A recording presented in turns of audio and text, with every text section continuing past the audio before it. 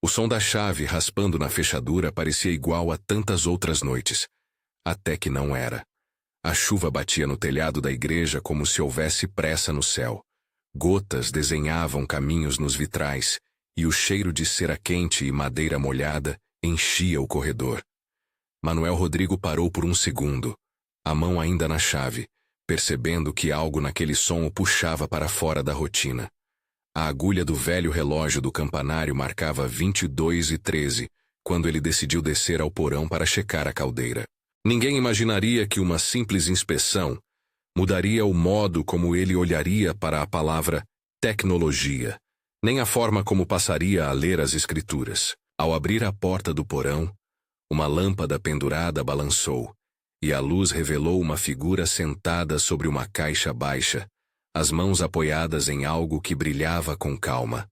Ela usava um sobretudo escuro, e no peito, presa ao tecido, havia uma cruz pequena e delicada. Não uma cruz chamativa, mas suficiente para que Manuel, homem de fé simples, ficasse sem fôlego. O rosto dela tinha traços que Manuel não sabia nomear. Parecia humana, mas seus olhos tinham uma profundidade que lembrava noites inteiras de céu. Quando ela levantou a cabeça, a chuva lá fora fez uma cortina de água, e aquele rosto ficou suspenso entre a sombra e a luz. Ela sorriu como quem sabe de segredos antigos. Não falou seu nome de imediato.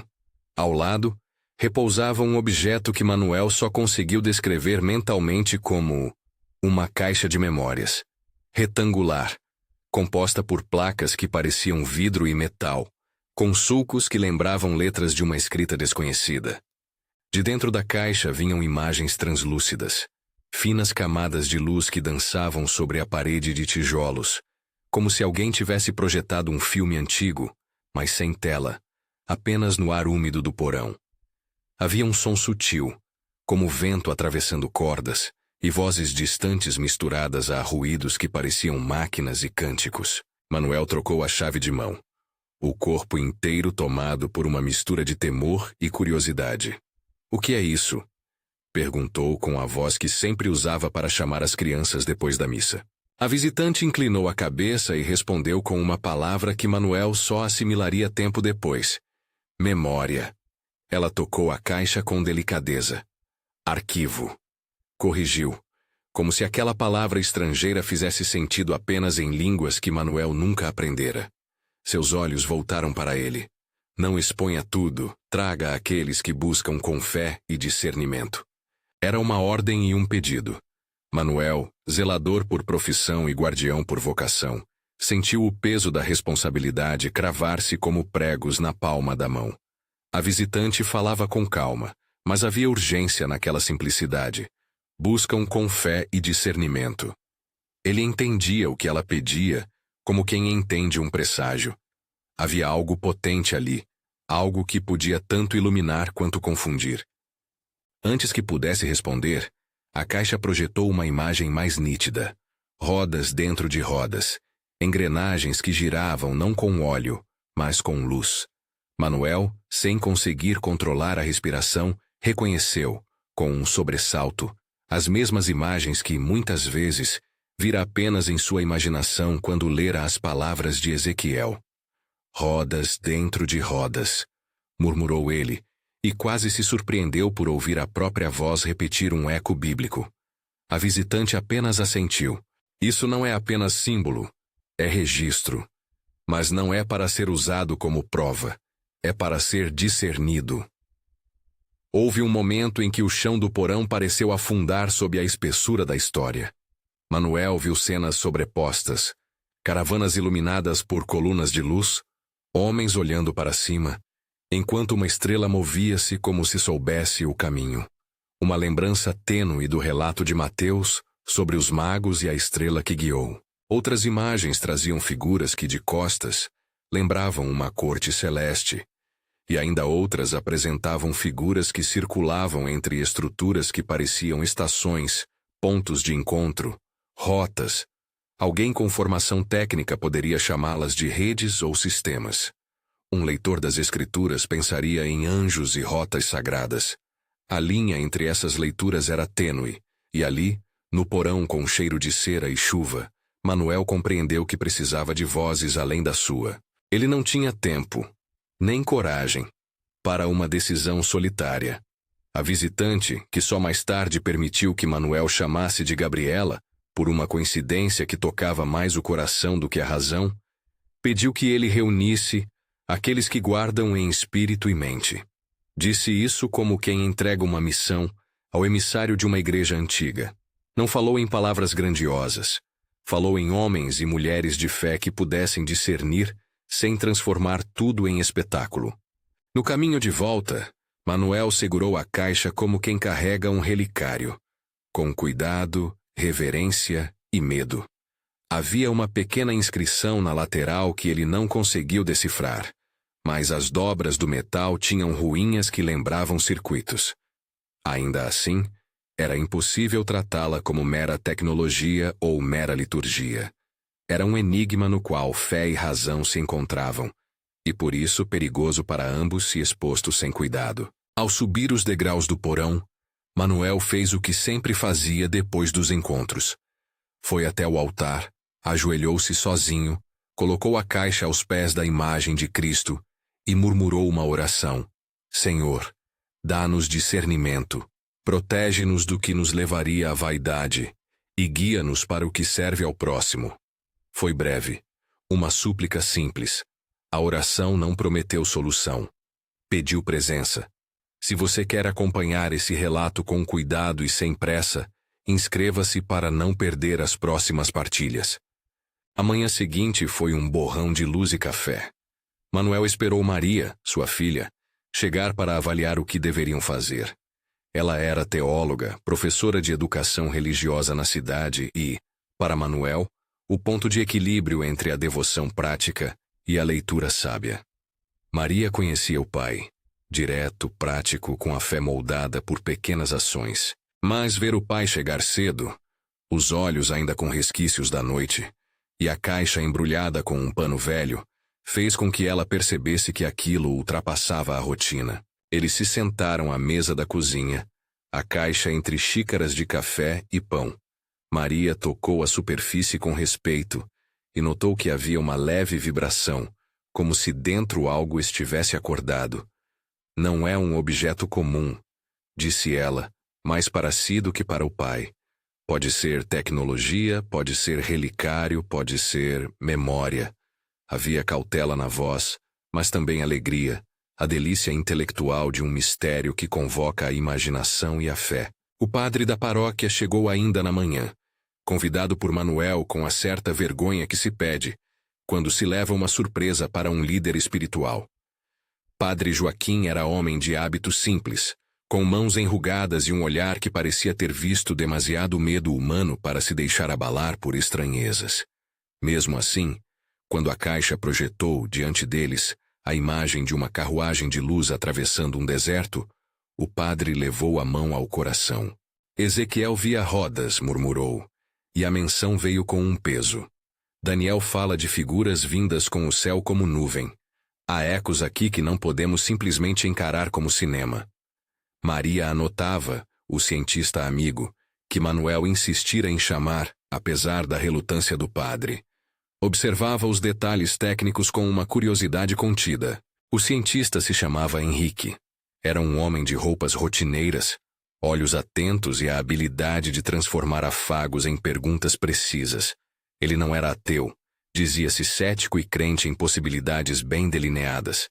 Ao posicionar um equipamento que emprestara do laboratório da universidade, um aparelho para captar as frequências emitidas pela caixa, Henrique mediu os pulsos, as variações, as camadas de luz. Não é holografia convencional, anunciou, sem alarde. As camadas parecem gravadas em um material que responde à presença humana. É como se o arquivo só aceitasse ser visto na presença de intenções. O modo com que pronunciou intenção fez o padre erguer uma sobrancelha. Algo mais que técnica, talvez. Um registro que se abre a corações e mentes. Eles assistiram juntos a fragmentos que lembravam Ezequiel. 1. Seres com rodas, olhos ao redor, movimentos sincronizados, Imagens que evocavam Daniel 7:13, a figura vindo nas nuvens, passagens que sussurravam Mateus 24 e Marcos 13, com imagens de céus sinais e deslocamentos terrestres. Maria, quando viu uma cena que trazia caravanas guiadas por luz, murmurou sobre a narrativa dos magos, Mateus 2, e sobre como o céu guiou passos humanos. Em uma parede translúcida, apareceu um desenho que muitos ali reconheceriam. Um eixo central, com rotas que se comunicavam, estações que pareciam pontos de cuidado. Henrique, com voz técnica e olho clínico, chamou aquilo de arquitetura do céu. Um termo que Maria repetiu quase como louvor, porque traduzia algo que seu coração já intuía. O céu estava pensado como sistema, rota e lar, não apenas como cenário. Em muitos momentos, as reações foram íntimas. O padre fez uma breve oração antes de iniciar cada projeção.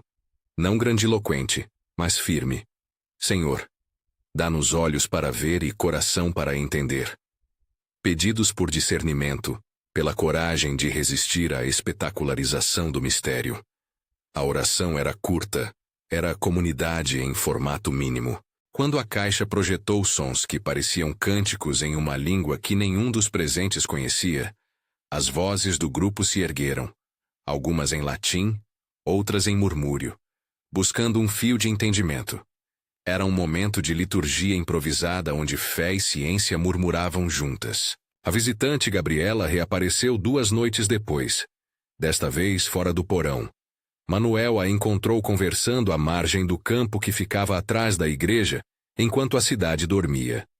Havia estrelas, e uma delas, menor e mais fria, parecia pairar exatamente acima do ponto onde estavam. Não houve flash nem efeitos hollywoodianos. A presença era serena. Ela falou de uma responsabilidade do remanescente, expressão que no ouvido do padre ressoou com termos pintados no Apocalipse, mas sem cativar como profecia fechada. Maria perguntou se a caixa continha todas as memórias que aqueles seres guardavam. Gabriela tocou a mesa de chão e disse: contém registros, não toda a verdade, só aquilo que ajuda os que buscam. Novamente a mesma linha. Oferece, não impõe. Os dias seguintes se transformaram em rotina tensa.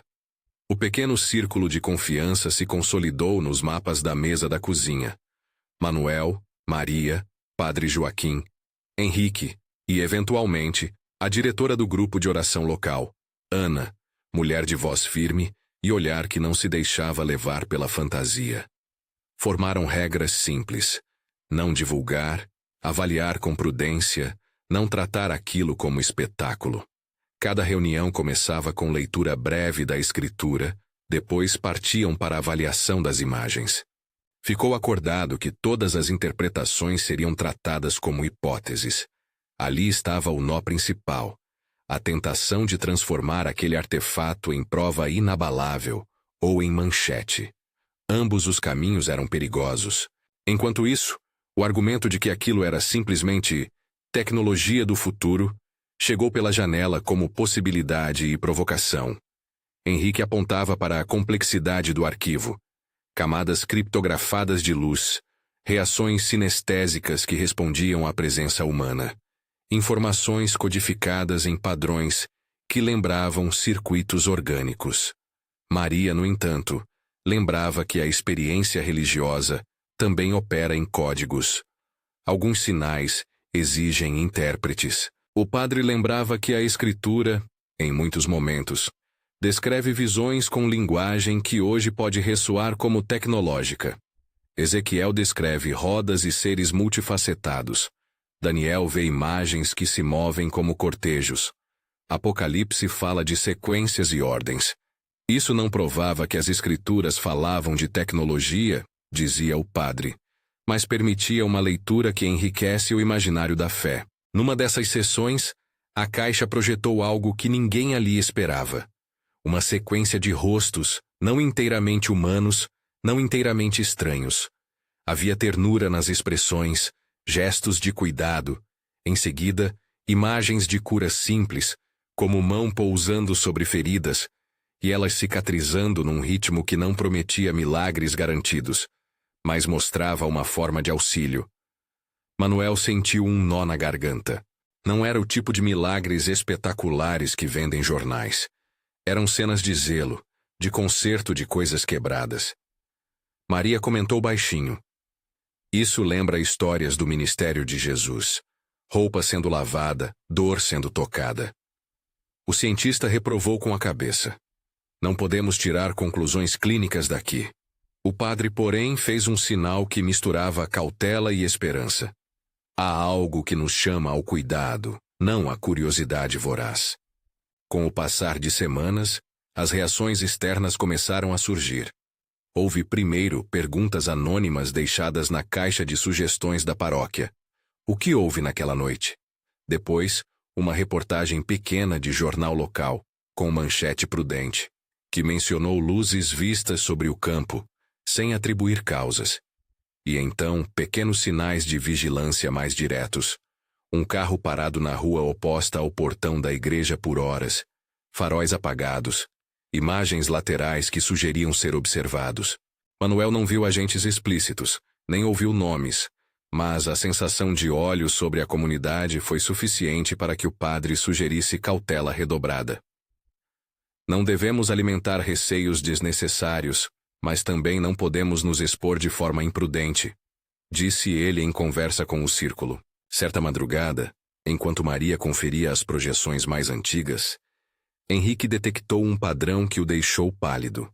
Não havia no arquivo instruções diretas, mas as imagens sequenciais configuravam o que ele chamou de rotas de passagem. Caminhos que conectavam pontos no céu e na terra. Ao projetar aquilo, a imagem formou um leque que lembrava mapas de navegação. Isso é uma leitura, disse Maria, tocando a luz translúcida. Uma leitura que podemos fazer à luz da Escritura.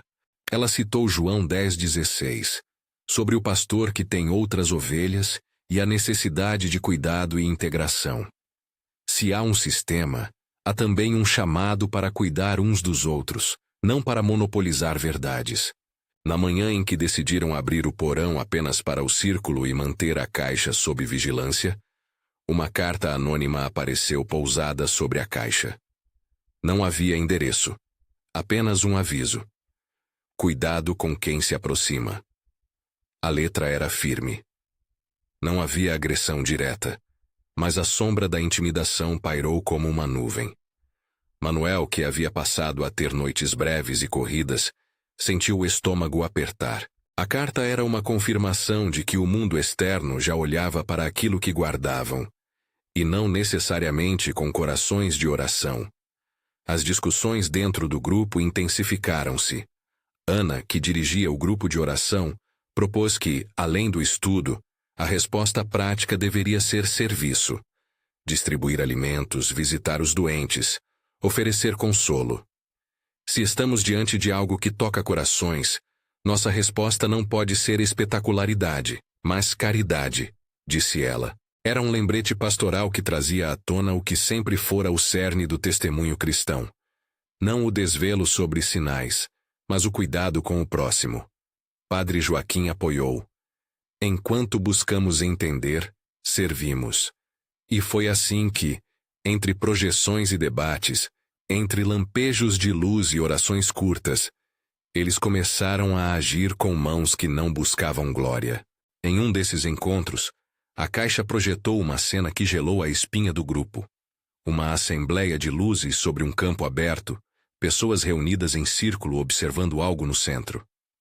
Entre as luzes, figuras que lembravam nomes que os presentes carregavam no coração. Gabriela, Rafael, Uriel, passaram quase como notas em uma partitura não escrita. Eram presenças que sugeriam auxiliares, mensageiros, curadores. Maria pronunciou os nomes com cuidado, lembrando que os relatos bíblicos nomeiam figuras angélicas com funções diferentes. Mensageiro, cura, visão. A visitante no porão havia falado de correspondentes e estações. Ali, na projeção, tudo soava como um sistema de cuidado, uma arquitetura do céu que, se interpretada com zelo, pedia humildade. Quando o grupo se dividiu entre os que preferiam manter total sigilo e os que, aos poucos, se inclinavam a uma divulgação controlada, alertas começaram a chegar por outros canais. Telefonemas anônimos, recados deixados em imóveis próximos, a presença de um drone que foi visto planando na periferia da cidade numa noite de neblina. Ninguém ali queria transformar o porão em palco de conspirações. E todos temiam a possibilidade de que o objeto, embora não fosse apresentado como prova científica, pudesse atrair interesses perigosos. Foram essas inquietações que impulsionaram a criação de regras internas muito claras. Não fazer contato com a imprensa, não publicar imagens sem consenso do círculo, não transformar a caixa em fetiche. E ainda assim, a inquietude crescia. Uma noite, Manuel teve um sonho tão vívido que lhe pareceu mensagem. Via estradas de luz que ligavam comunidades, estações de cuidado onde mãos se estendiam para consertar o quebrado. Acordou com a convicção de que o propósito do arquivo não era dominar a narrativa humana, mas fortalecer aqueles que servem.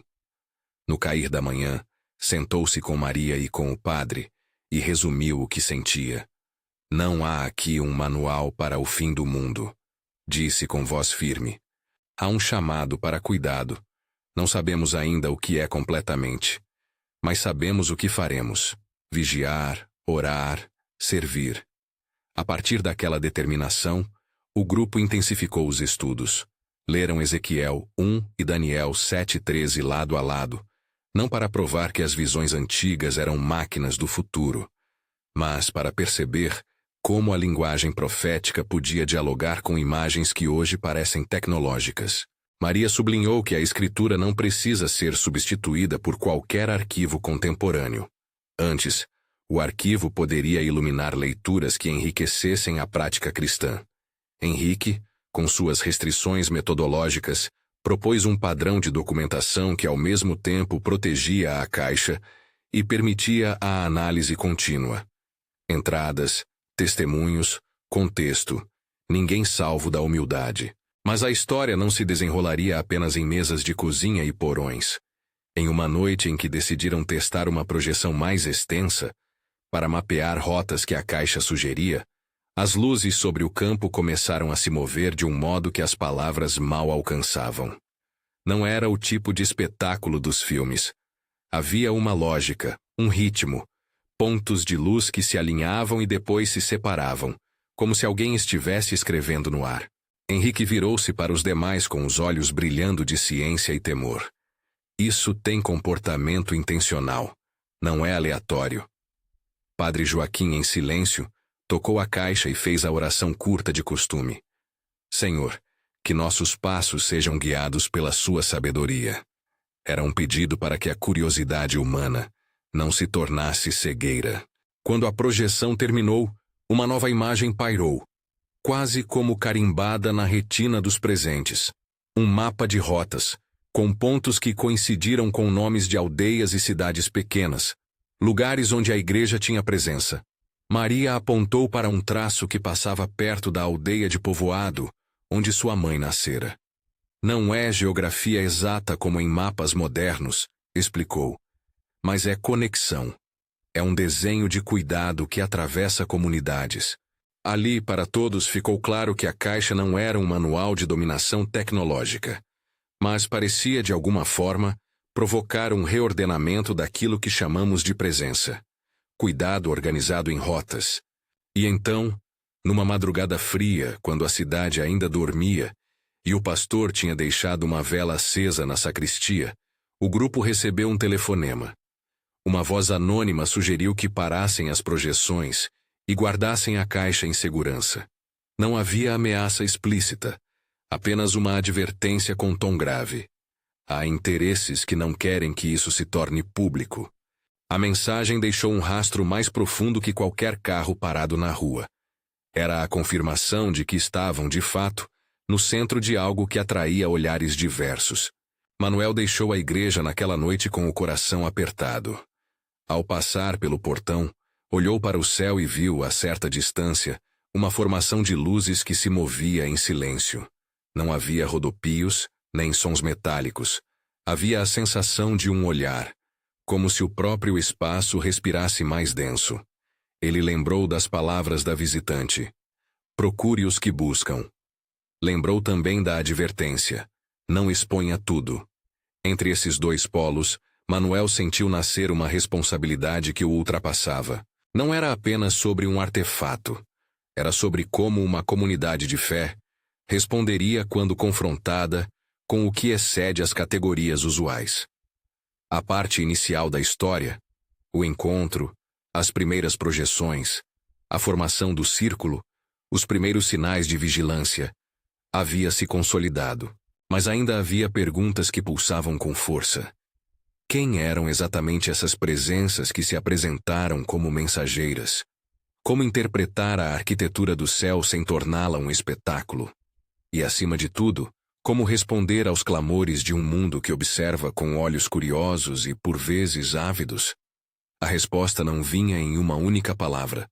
Ela exigia tempo, oração e ações concretas de serviço. Numa sessão que se alongou madrugada adentro, enquanto a chuva voltava a riscar os vidros e a vela na sacristia oscilava, Maria leu trechos de Mateus 24 e Marcos 13, não para dizer que o fim estava próximo, mas para lembrar que sinais sempre exigem sabedoria. O padre fechou a Bíblia e pediu uma oração curta. Senhor, dá-nos coragem para ser remanescentes que cuidam, não profetas de pânico. Que a nossa palavra seja prudente e o nosso agir, caridade. As vozes do pequeno grupo se uniram, não em espetáculo, mas em comunidade. A caixa permaneceu imóvel por fora e viva por dentro, como um coração que pulsa memórias.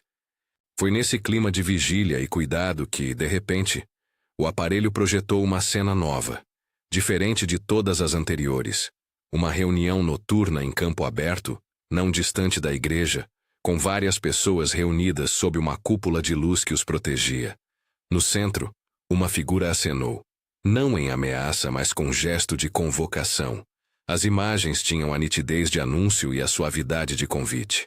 E embora ninguém ali tenha ouvido palavras audíveis na projeção, todos sentiram o peso da convocação. O remanescente estava sendo convocado a se reunir. Quando a projeção terminou, o silêncio foi pesado. Manuel respirou fundo e disse com voz que tremia: Eles estão nos chamando para algo maior do que nós. Maria segurou a mão do pai, sentindo a firmeza de quem se prepara para um caminho novo. Padre Joaquim, com a serenidade que só anos de pastoreio dão, falou: Se há um chamado, nossa resposta será vigiar, orar e servir, e manter a humildade de quem reconhece que não tem todas as respostas. Lá fora, no campo, as luzes pareciam se alinhar com uma precisão que nenhum deles ousava definir. Dentro, o pequeno círculo começou a organizar tarefas, consolidar registros, garantir a segurança da caixa, formar rotas de ajuda nas comunidades próximas. Mas havia um elemento que ainda não haviam discutido com profundidade: a exposição pública. Até que ponto, e quando, seria legítimo abrir esse arquivo para a comunidade mais ampla? A tensão entre exposição e prudência, entre transparência e cautela pastoral, pesava como nuvem baixa. Naquele ponto da história, as noites começaram a ficar mais curtas para Manuel. Sonhos e vigílias ocupavam minutos que antes eram de descanso. Ele passava pelo campo e sentia os olhos da cidade sobre ele. Ao mesmo tempo, via nas mãos dos vizinhos a mesma vontade de servir que sentia no próprio peito. Oferecer sopas, estender mãos, visitar os idosos. A caixa, por sua vez, continuava a projetar memórias que lembravam tanto tecnologia quanto cuidado. E em meio a isso, uma presença se repetia nas projeções. Uma figura feminina com rosto luminoso e cruz no peito. Alguns, no grupo, viam nela ecos de anjos. Outros preferiam chamá-la de visitante. Todos, porém, reconheciam o mesmo efeito. Ela apontava sempre para o chamado à humildade. A estrada à frente se abria em bifurcações. Uma delas levava à exposição que poderia transformar a cidade em palco, atrair olhos que buscavam espetáculo e riscos de exploração. A outra conduzia à guarda silenciosa e ao trabalho de caridade que poderia, aos poucos, demonstrar a índole do que ali se encontrava, se cuidadoso, amoroso e humilde. Entre esses caminhos, o grupo ia traçando passos, mas foi durante uma reunião noturna, quando decidiram levar a caixa a um local seguro fora da igreja, que algo inesperado aconteceu.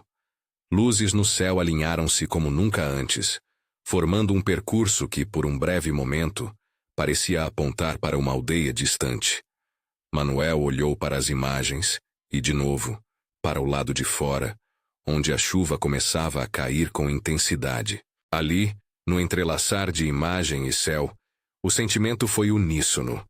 Uma convocação que exigia resposta coletiva e que colocava o grupo diante de um dilema maior: como anunciar aquilo sem quebrar a confiança que juraram proteger. A continuação dessa história exigiria passos ainda maiores, encontros com outras comunidades, decisões sobre divulgar o arquivo, pressões anônimas a enfrentar e, especialmente, a formação de um remanescente que não buscaria fama, mas serviria. Aquela noite, porém, terminou com mais uma oração breve, dita em voz baixa e comum. Pai, dá-nos olhos para ver, boca para falar com sabedoria e pés para andar com coragem. E foi com essas palavras, que guardavam ao mesmo tempo tremor e firmeza, que Manuel fechou a porta do porão e sentiu pela primeira vez o peso do que havia começado. Manuel fechou a porta do porão com a mesma reverência com que alguém fecha a história de uma vida. Devagar, quase com medo de interromper algo vivo. A vela na sacristia soprava, fazendo a sombra do crucifixo dançar na parede. Era madrugada quando ele se permitiu sentar no degrau, a respiração ainda alinhada com as palavras da oração. Pai, dá-nos olhos para ver, boca para falar com sabedoria e pés para andar com coragem. A caixa repousava, segura, coberta por um pano. E na cidade lá fora, a chuva lavava as ruas como se o mundo quisesse apagar as trilhas de curiosidade que já haviam começado a aparecer. Os dias seguintes foram de trabalho silencioso e decisões práticas. O círculo definiu um protocolo, registro cuidadoso de cada projeção, testemunhos por escrito, local seguro e dupla chave para o porão. Nomes de pessoas envolvidas seriam mantidos entre poucos. Henrique montou um arquivo físico com dados técnicos e anotações. Maria organizou leituras bíblicas que serviam de lente interpretativa, e o padre registrou as orações iniciais de cada sessão. Ana instituiu uma escala de serviço, visitas às famílias mais vulneráveis da paróquia, distribuição de mantimentos nos lares mais atingidos pela pobreza e auxílio a pequenos concertos domésticos. Era um plano simples, intencional. Se havia tecnologia que ajudava a abrir olhos, a resposta humana seria as mãos. Quando passaram a mapear as rotas sugeridas pela caixa, descobriram algo que os surpreendeu. Os pontos de luz projetados coincidiam, em muitos casos, com aldeias onde a presença da igreja, mesmo que pequena, mantinha alguém dedicado ao cuidado dos outros. Não era um padrão de dominação, mas de conexão. Henrique, com sua linguagem técnica, chamou aquilo de rede. Maria, com a voz baixa de quem traduziu teologia em chão de casa, falou em estações de cuidado. O padre lembrou-se de trechos de Atos 1, da missão, e falou, sem dogmas, sobre como ser enviado pode assumir formas que a imaginação não prevê. João 10,16 veio ao coração de Maria. Tenho outras ovelhas que não são deste aprisco, também a estas devo trazer. A leitura era hipotética, uma possibilidade que enchia de sentido o desenho que aparecia. Essa hipótese de arquitetura do cuidado guiou a primeira ida da equipe até uma aldeia de pedras e vento. Eles não foram como cientistas com instrumentos, nem como sensacionalistas em busca de manchete. Foram como anunciadores de cuidado, levando cobertores, alimentos e mãos que sabiam ouvir. A caixa ficou guardada sob vigilância. Nenhum dos presentes pensou em ativá-la diante de curiosos. Quando chegaram à aldeia, encontraram rostos marcados por fadiga. mas também por uma generosidade silenciosa. Uma senhora ofereceu chá. Outra enfiou uma manta pelas mãos de Manuel com a naturalidade de quem sabe dividir o pouco. Ali, entre casas baixas, o efeito das pequenas ações foi mais eloquente do que qualquer imagem projetada. Uma criança que até então se recusava a falar sobre a febre da semana, começou a sorrir enquanto Maria conversava sobre histórias bíblicas e sobre como, às vezes, o céu parece conversar conosco de maneiras que a razão ainda não alcança. Ao retornarem, as anotações cresceram. A caixa projetou algo que, mesmo após várias semanas, deixava o grupo sem palavras. Um diagrama de pontos de luz que lembrava estações, com setas que indicavam direções e símbolos que se repetiam com variações. Henrique foi enfático. Há padrões complexos de redundância e rota. Isso é design. Maria respirou, fechando os olhos. Design que aponta para cuidado, não controle. O padre citou Apocalipse em tom de historiador cuidadoso, falando não de pânico, mas de remanescentes, de vigilância e de fidelidade. E lembrou que as imagens proféticas sempre exigem uma leitura que combine temor e esperança. À medida que o grupo agia, a cidade observava. Em cafés, em mercados e nas rodas da praça, perguntas surgiam. O que houve naquela noite? Você ouviu falar das luzes? Havia quem, com ceticismo, achasse tudo invenção. Havia quem, com medo, preferisse distância. E havia sempre aqueles que olhavam para a igreja como se esperassem um sinal. O pequeno foco de perguntinhas se ampliou quando alguém deixou uma carta anônima. Outra vez. E quando um drone foi visto espreitar uma noite sobre o campo. Ninguém viu o drone pousar no gramado da paróquia. Viram apenas a luz que passou. Era suficiente para produzir inquietação. Então vieram os primeiros contatos mais diretos. Um carro que passou devagar em frente ao portão várias vezes numa manhã, uma ligação sem voz, um envelope com instruções vagas. E pela primeira vez, a sensação de serem observados por olhos que não pertenciam a vizinhos curiosos. O grupo não identificou organizações, nem apontou culpados. Usaram a palavra que o padre preferia: interesses. Interesses que não querem que isso se torne público. Repetiram as mensagens anônimas. Foram palavras que pesaram não pela ameaça explícita, mas pela maneira como sugeriam que o mundo lá fora poderia transformar aquilo em objeto de disputa. Manuel sentiu essa tensão em seu corpo. As noites encurtaram, e o zelador passou a caminhar o perímetro da igreja, olhando quase sempre em silêncio para o céu. Uma madrugada em que a neblina fazia os postes parecerem fantasmas, ele percebeu um carro estacionado à distância. Do veículo desceram duas figuras que caminhavam com passos medidos.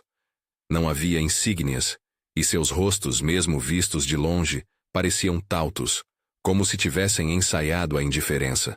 Manuel não confrontou. Observou e anotou. Não declarou guerra. O grupo concordou, em reunião urgente, que não reagiriam com choque, mas com prudência. Reforçaram rondas discretas, limparam o acesso ao porão e evitaram qualquer atitude que soasse a provocação. As provas concretas continuaram a ser escassas. Não era uma perseguição de filmes. Era uma pressão sutil que sussurrava: há valor ali, há interesse. Em vez de alimentar teorias, o grupo optou por medidas humildes. Transferiram a caixa durante um curto período para uma sala segura na casa de um conhecido do padre. Uma casa com alpendre e vizinhos que, embora curiosos, não eram intrusivos. Mais do que esconder, a estratégia era conservar. Conservar o bem, conservar o testemunho. Para Manuel, que caminhava entre vizinhos e que recebia a pergunta: o que era aquilo? A cada esquina, a resposta que encontrou foi sempre a mesma: não sabemos tudo. Sabemos cuidar. Enquanto isso, o arquivo continuava a projetar. Em uma noite em que a comunidade do círculo estava quase completa, Henrique deixou o equipamento ligado por mais tempo. A projeção trouxe imagens de encontros que lembravam histórias de companheirismo e cuidado.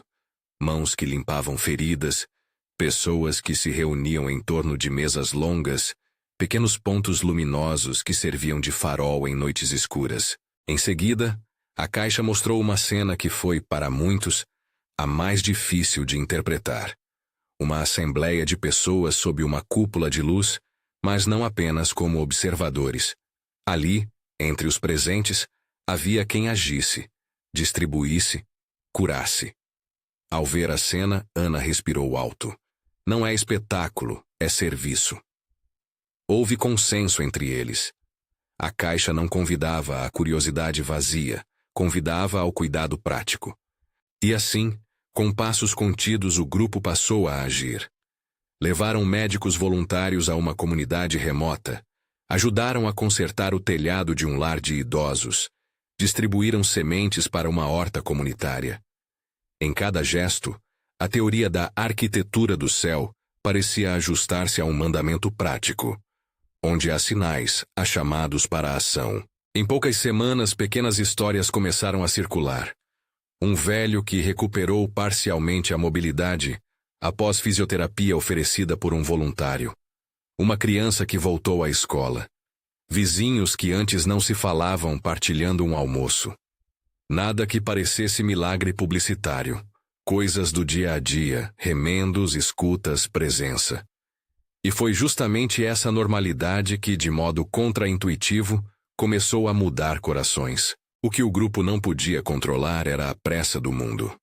Em um sábado de vento cortante, um repórter passou pela praça perguntando por luzes e estranhos. Maria escolheu as palavras com cuidado. Disse que a paróquia estava ocupada em ajudar pessoas e não em alimentar curiosidade sensacionalista. Não quis polemizar. Quis retomar a narrativa para o que consideravam mais essencial. Ao mesmo tempo, uma presença que se tornara já conhecida, os homens de preto nas rodas da cidade, intensificou o cerco. Um carro que parecia seguir o padre por um trecho, 2 homens fotografando discretamente do outro lado da rua.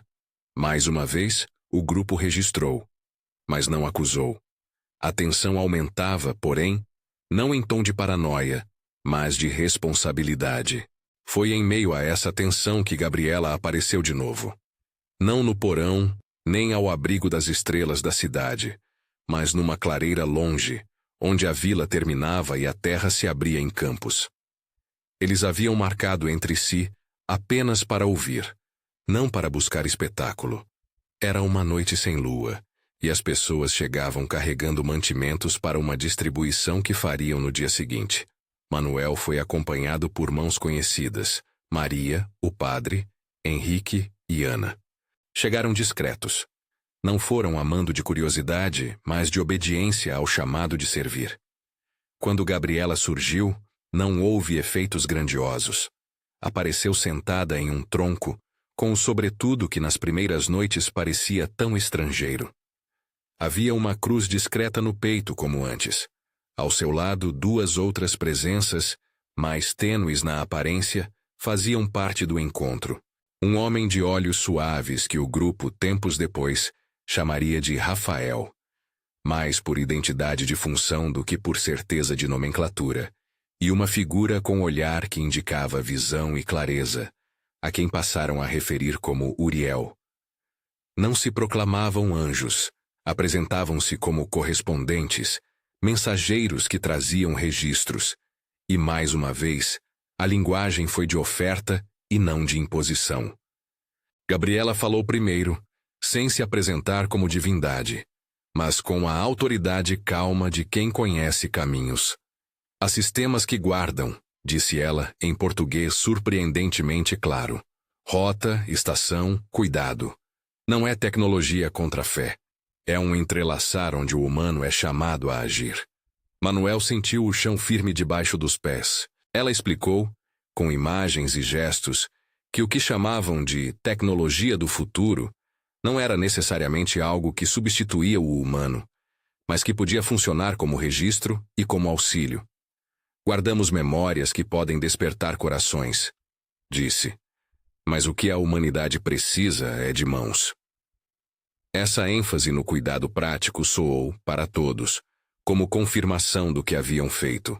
E então, a conversa tomou um tom explicativo, ainda que contido. Uriel mostrou uma projeção que não era da caixa, mas que parecia surgir do ar como quem desenha no espaço. Camadas circulares, como níveis de um mapa celeste, com estações que se conectavam por rotas. Chamaram aquilo, em palavras humanas, de arquitetura do céu. Camadas, rotas e pontos onde a presença era mais tangível. Gabriela acrescentou que essas camadas não eram hierarquias de poder, mas modos de cuidado. Rafael, com voz que lembrava quem cura sem alarde, descreveu estações onde se trocava de história, se limpava feridas e se restauravam forças. Cada descrição vinha com uma advertência. Não transformar isto em espetáculo, não usar para dominar. O arquivo oferece possibilidade de cura quando a humildade governa. A linguagem era poética e técnica ao mesmo tempo. Para o padre, foi como ouvir parábolas que se vestiam com imagens modernas. Para Henrique, havia traços de engenharia, como se a ordem que descreviam pudesse ser codificada. Maria viu sinergia com passagens bíblicas. Daniel 7,13. A figura que vem com as nuvens. Não como um manual de tecno-triunfo, mas como metáfora de chegada e missão. Mateus 2, a estrela que guia. Era a lembrança de que céus podem atuar como guia sem anular a liberdade humana. João 10,16 sugeria a abertura para outros povos e modos. Novamente as leituras eram oferecidas como possibilidades de compreensão, não como prova que anulava o texto sagrado. Nesse encontro aberto, Gabriela foi clara sobre limites. O arquivo não é onipotente. Mostra lembranças, não impõe interpretações. Cabe aos que o encontram escolher servir ou transformar, disse ela. Manuel, emocionado, perguntou se havia risco real de exploração. Gabriela não negou. Há forças interessadas. Nem todas têm como objetivo servir. O aviso foi outra vez prudente, sem acusações.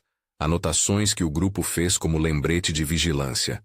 Enquanto conversavam, ao longe, algo se moveu no céu. Pontos de luz deslocando-se com uma cadência que nenhum deles definiu como espetáculo. Não havia sirenes, nem sons metálicos. Havia uma ordem suave, como movimentos de uma máquina d'alma. Alguns presentes sussurraram nomes bíblicos. Ezequiel 1 veio à lembrança dos que acompanhavam o arquivo. Daniel 7,13 passou pelas mentes como eco. Maria lembrou das palavras de Mateus 24 e Marcos 13. Sinais que, por si, não definem destino, mas pedem sabedoria. O que viram não causou pânico, causou reverência e, acima de tudo, um convite à ação. No retorno, com o coração mais leve e resoluções definidas, o grupo traçou planos. Formar uma rede discreta de comunidades de cuidado, partilhar o que era necessário sem espetacularizar, documentar tudo para que futuras gerações pudessem ler em contexto. Resolveram ainda que a divulgação pública, se viesse a ocorrer, seria gradual, pedagógica e sempre atrelada a ações de serviço.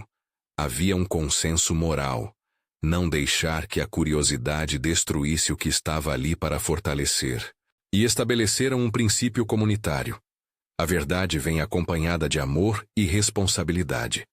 Mas o mundo insistia em pressentir valor. Alguns dias depois, um grupo de pessoas de cidades vizinhas apareceu no portão da igreja. Eram, em sua maioria, curiosos. Outros eram crentes que ouviam rumores de que a paróquia guardava algo. O padre, com o costume de décadas, recebeu todas as perguntas com calma. Estamos cuidando, disse ele. Não é momento de espetáculo. A resposta trouxe protestos, mas também entendimento.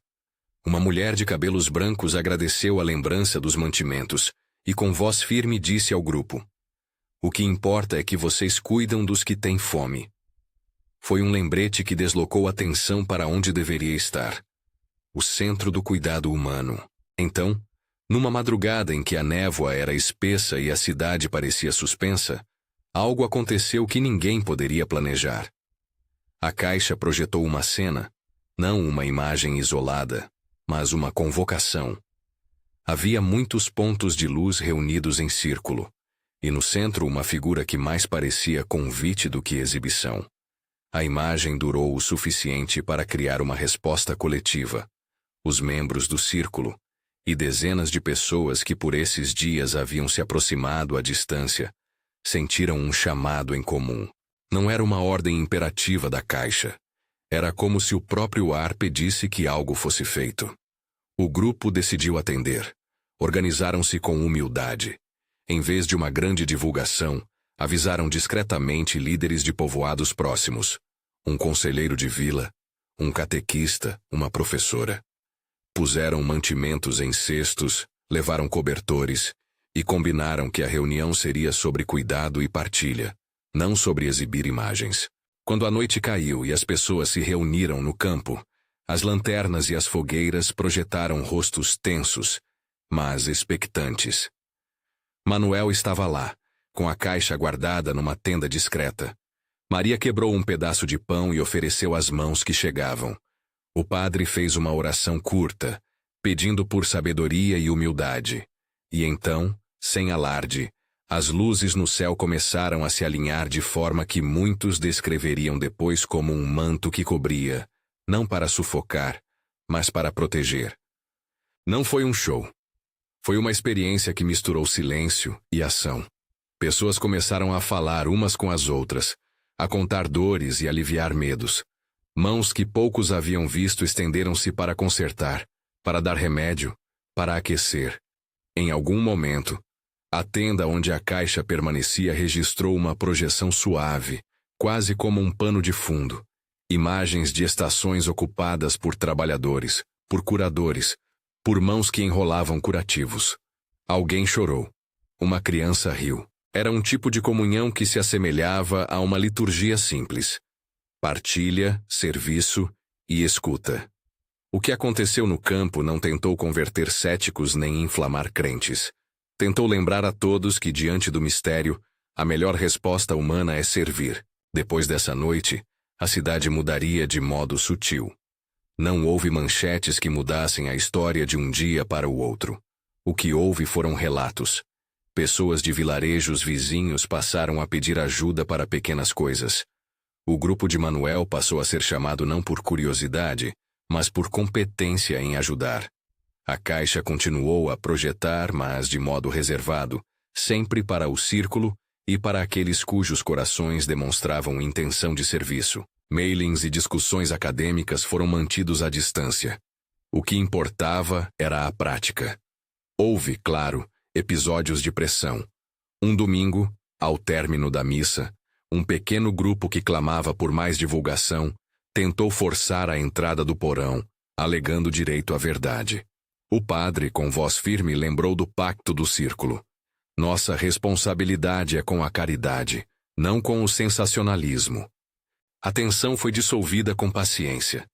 Explicações públicas sobre prudência, convites para participar do serviço e a oferta concreta de uma reunião educativa sobre interpretação de sinais. Alguns aceitaram, outros guardaram ressentimentos. Era o preço da prudência. Nos meses que seguiram, o remanescente, palavra que o grupo passou a usar com cuidado, sabendo do peso teológico que trazia, começou a se consolidar. Não era um movimento fechado, nem uma seita. Era uma cadeia de pessoas e comunidades que se comprometeram com os mesmos princípios: vigilância, oração, serviço e humildade interpretativa. Reuniam-se em pequenas praças, em salões paroquiais e em casas de família, sempre com a certeza de que a melhor defesa do arquivo era o testemunho de amor. Quando alguma nova projeção sugeria rotas, a resposta era prática: enviar voluntários, reparar um poço, levar medicamentos. Da tecnologia percebida, restava o uso de informação. Do remanescente, brotava a ação. Henrique, o cientista, fez algo que para alguns parecia contraditório. Montou um caderno de hipóteses técnicas, mas o manteve em um cofre compartilhado. Ali anotou padrões, frequências e possibilidades de aplicação. Não para o triunfo humano, mas para entender como proteger aquilo que se apresentava. Se havia tentação técnica de transformar o arquivo em objeto de controle, Henrique se lembrava constantemente das palavras do padre e das cenas de cuidado. Registro sem humildade vira fetiche. Assim, a documentação técnica não servia a fins de exploração, mas à preservação. As noites de vigília não cessaram. Às vezes, um carro passava devagar. Às vezes, alguém enviava carta anônima. Às vezes, uma entrevista mal colocada surgia no rádio local. Cada vez, o grupo respondia com oração curta e ações concretas. E em meio a essa rotina, o sentimento que mais crescia era de responsabilidade. Manuel, que tinha começado tudo como zelador, sentia agora a profundidade do papel de guardião. Não apenas de um objeto, mas de um modo de ser da comunidade. O clímax da história, se é que se pode chamar de clímax uma série de pequenas fidelidades, aconteceu numa madrugada de primavera. Haveria quem dissesse, mais tarde, que as luzes formaram uma cúpula como nunca antes, e que muitos viram figuras que lembravam as presenças dos relatos. Haveria quem lembrasse que aqueles que se aproximaram com intenção de ganhar fama foram barrados por um muro invisível de desalento. A narrativa não é de espetáculo, e é importante destacar. Nada ali foi apresentado como comprovação científica. O que ocorreu foi uma convergência de pessoas que, em sua grande maioria, se uniram em torno do cuidado mútuo. A projeção final trouxe imagens de rotas que conectavam aldeias, pontes de encontro, e ao centro, uma figura que inclinava a cabeça como quem abençoa. Para alguns, foi confirmação. Para outros, mistério. Para todos, foi um chamado a permanecer na senda do amor ativo. No amanhecer daquela noite, depois de muito ouvir e de se consolarem com gestos de pão e café, o grupo fez uma decisão que selou o que vinha sendo vivenciado. Decidiram por consenso. A caixa permaneceria sob custódia, mas o remanescente, a rede de cuidado, iria se expandir. Compartilhariam princípios e práticas, não imagens cruas.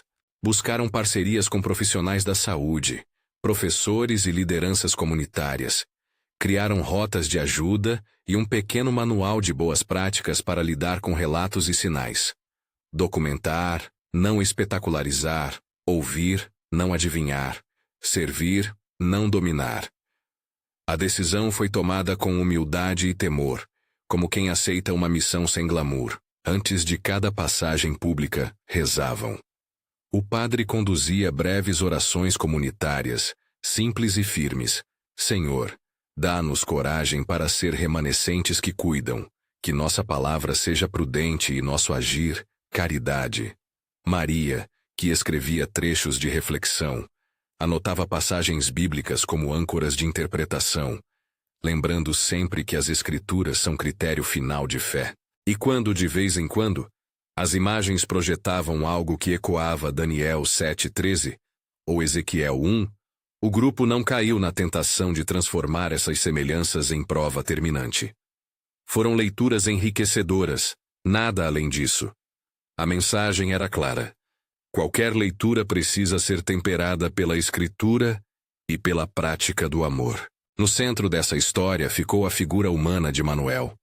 O zelador que abrira a porta numa noite de chuva transformara-se num homem que via sua vocação ampliada. Guardião de um arquivo e guardião de pessoas.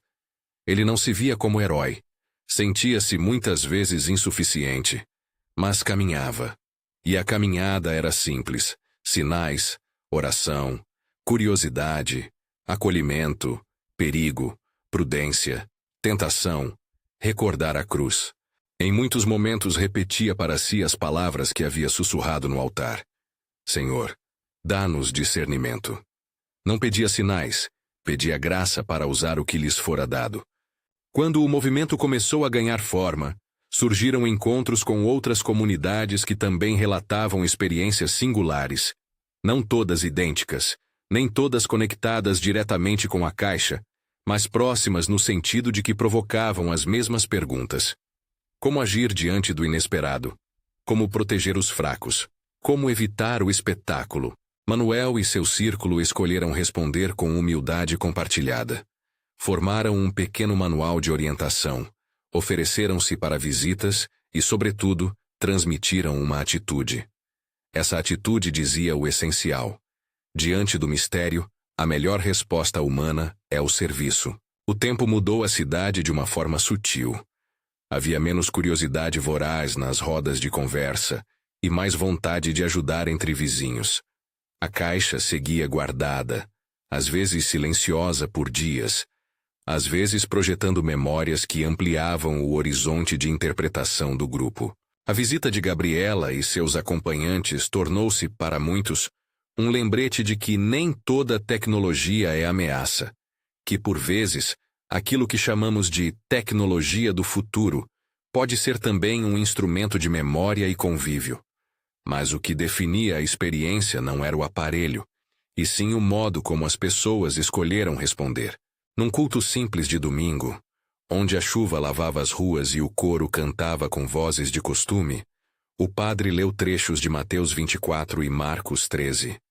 Não como predição sensacional, mas como chamada à vigilância e à sabedoria. Lembrou que sinais existem desde sempre, e que a humanidade é chamada a discernir com humildade. Em seguida, convidou a comunidade a uma oração curta. Senhor, que não busquemos glória nas coisas, que o nosso olhar esteja sempre voltado para o próximo. Dá-nos pés para andar com humildade, olhos para ver com justiça e boca para falar com misericórdia. As pessoas responderam com um amém que parecia mais compromisso do que palavra vazia. Houve períodos de calmaria e momentos de tensão. Em certos instantes, agentes anônimos tentaram obter informações. Em outros, a comunidade se apresentou como bloqueio humano contra a exploração. A narrativa jamais se tornou história de teorias conspiratórias. Em vez disso, foi construída com pequenos atos, e no centro de tudo permanecia a ética do testemunho, não transformar revelação em espetáculo, não buscar fama, proteger os vulneráveis, servir. Com o tempo, o remanescente amadureceu. Pessoas de outras paróquias pediam orientações. Professores queriam entender como a linguagem bíblica pode dialogar com imagens contemporâneas. Voluntários chegavam para ajudar nas obras de assistência. Em alguns encontros houve debates acalorados. Até que ponto interpretar Ezequiel em termos tecnológicos era legítimo? Maria respondeu sempre com delicadeza teológica. Leitura é leitura. O que importa é o que a leitura nos faz realizar em amor. E assim seguiram.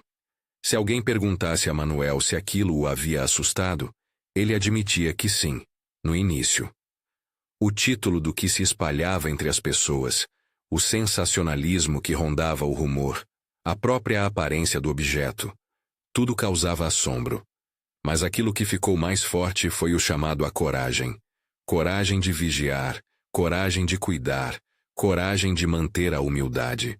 Em suas noites de vigília, quando olhava para o céu e lembrava das palavras de Gabriela, procure os que buscam. Entendia que a busca é dupla. O que procura e o que é procurado precisam uns dos outros. A história, como toda a história humana que se cumpre em passos prudentes, não teve uma resposta única e definitiva. Ficou, em vez disso, um mapa de escolhas. Proteger a caixa, formar o remanescente, agir em serviço, não ceder ao espetáculo.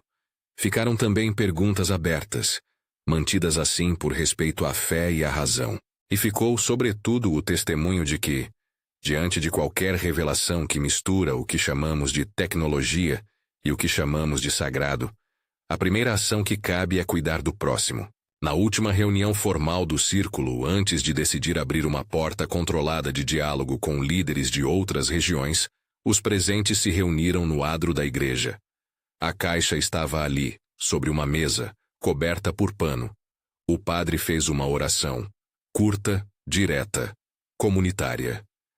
Senhor, que a nossa palavra seja prudente e o nosso agir caridade.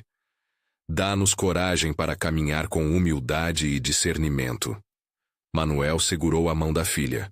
Maria, com a cabeça cheia de notas e leituras, sussurrou. Não prometemos respostas.